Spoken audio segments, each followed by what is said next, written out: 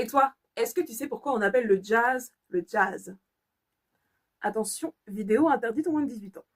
Il existe plusieurs explications autour de l'origine du mot jazz, mais elles ont toutes une connotation érotique. Le jazz est apparu à la Nouvelle-Orléans à la fin du 19e et début du 20e siècle. À cette époque, la France importe aux États-Unis du parfum et celui qui a le plus de succès, c'est l'huile de jasmin. Quand on s'en parfumait, on disait jazz it up. Mais très vite, les prostituées des quartiers chauds s'en sont emparées. Et le jazz a commencé à avoir une connotation érotique. Hey chérie, tu veux t'offrir un peu de jazz? Et cette nouvelle musique mélange des influences de la culture musicale des esclaves noirs et de la culture musicale des colons blancs, a commencé à prendre forme dans les bas-fonds de la Nouvelle-Orléans, dans ces quartiers populaires, noirs, où les musiciens jouaient dans la rue. Et les spectateurs, enthousiasmés par cette musique si enivrante, qui donnait la fièvre, qui les excitait d'une certaine façon, criaient Jazz-Dealer! Ça voulait dire envoie la sauce, si vous voyez ce que je veux dire.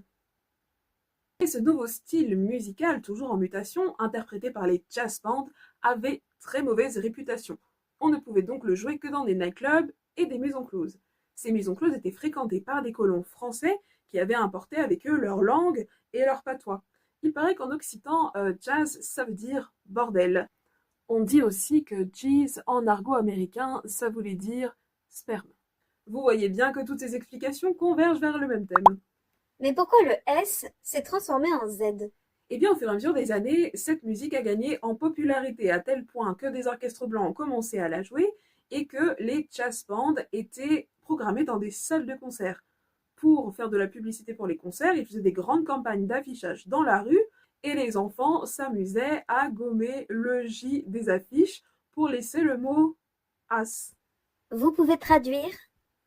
ce qui veut dire cul. Et cette petite blague ne plaisait pas du tout aux musiciens qui essayaient de gagner en crédibilité et d'effacer cette réputation sulfureuse, notamment Nick LaRocca qui, selon ses dires, aurait transformé les deux S en deux Z pour former le mot jazz. Jazz est d'ailleurs le mot qui est immortalisé par le New York Times en 1917.